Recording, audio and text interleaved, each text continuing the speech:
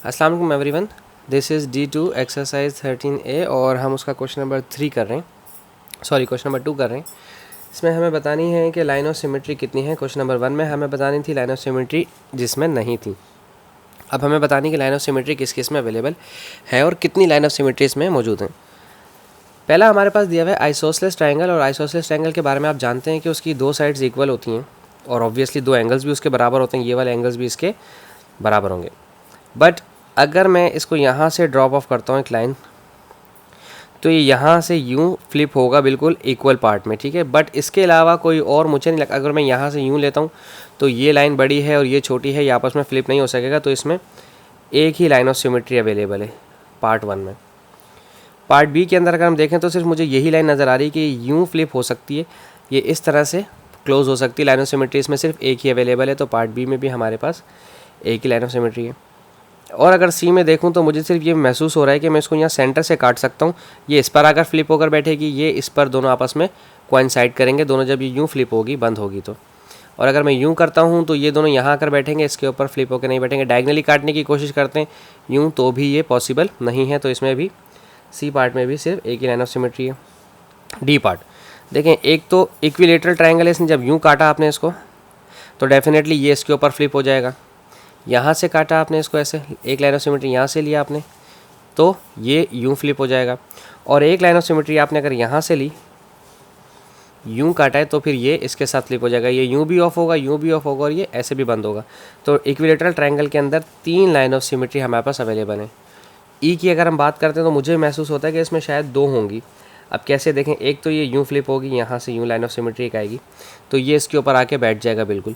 और एक ये सेंटर से यूँ काटेंगे अगर हम इसको तो ये यूँ करके ऐसे फ्लिप हो जाएगी, ठीक है। और इसके अलावा डायगनल वगैरह तो होंगे नहीं इसमें, तो ये हो गया 2, इसमें 2 हैं पार्ट ई के अंदर। अब हम बात कर रहे हैं पार्ट एफ़ की। अगर मैं इसको यहाँ से ऐसे काटता हूँ तो ये इस पर आकर फ्लिप होगा, ऐसे काटते हैं तो ये यूँ फ्लिप होगा और यूँ फ्लिप होगा। डायगनल अगर काटने की कोशिश करता हूँ तो मुझे नहीं लगता कि ये वाला इस पर बैठेगा और ये इस पर भी फ्लिप करके बैठ पाएगा। तो इसमें इसके भी 2 ही हैं, क्योंकि ये मैंने देखा था इसमें ये डायगनल नहीं हो पा रहा था, ये जो है इसके यहाँ कहीं पर आकर रुकेगा। इसमें 2 लाइन ऑफ सिमेट्री हैं। जी में भी 2 ही होनी चाहिए, देख लेते हैं फिर भी। एक तो ये बिल्कुल यहाँ सेंटर से काटा तो ये यूँ ही लाइन ऑफ सिमेट्री ऐसी मिल जाएंगी, और अगर लाइन ऑफ सिमेट्री यहाँ इस तरह से ड्रॉ किए तो ये ऐसे यूँ फ्लिप हो जाएगा। तो इसमें भी लाइन ऑफ सिमेट्री 2 अवेलेबल हैं। पार्ट एच की अगर हम बात करते हैं तो इसमें एक तो बिना किसी टेंशन के एक तो यहाँ से फ्लिप हो जाएगा, ये इसके ऊपर बैठ जाना है, ठीक है।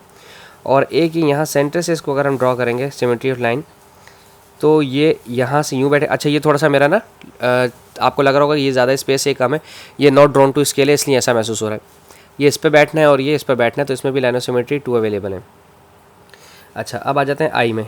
एक तो यहाँ से यूँ बंद हो जाएगा एक,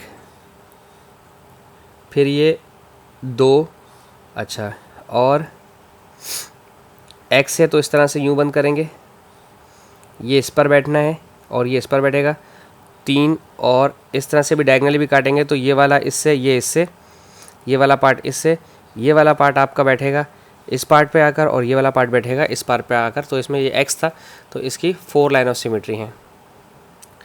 और जे में एक तो ये जैसे ऊपर वाला काटा था बिल्कुल ये वाला इस तरह से यही होगा, एक तो यूँ फ्लिप होकर बैठेगा और ये यूँ फ्लिप होकर बैठेगा इस तरह से इसके ऊपर। तो इसमें लाइन ऑफ सिमेट्री 2 हैं, और इसमें तो एक ही होनी चाहिए के में ना, क्योंकि अगर मैं इसको यहाँ से काटता हूँ तो ये दोनों यहाँ पर आकर हार्ट के जो ये शेप्स हैं ये इस पर नहीं बैठेंगे। अगर ये बिल्कुल यहाँ कॉर्नर से काटते हैं तो ये 2 कोन्स बन जाएंगी और ये इस पर यूँ आकर बैठ जाएंगे। तो इसमें 1 लाइन ऑफ सिमेट्री अवेलेबल है हमारे पास। तो आई होप आपको समझ आया हो। Thank you so much for watching my channel.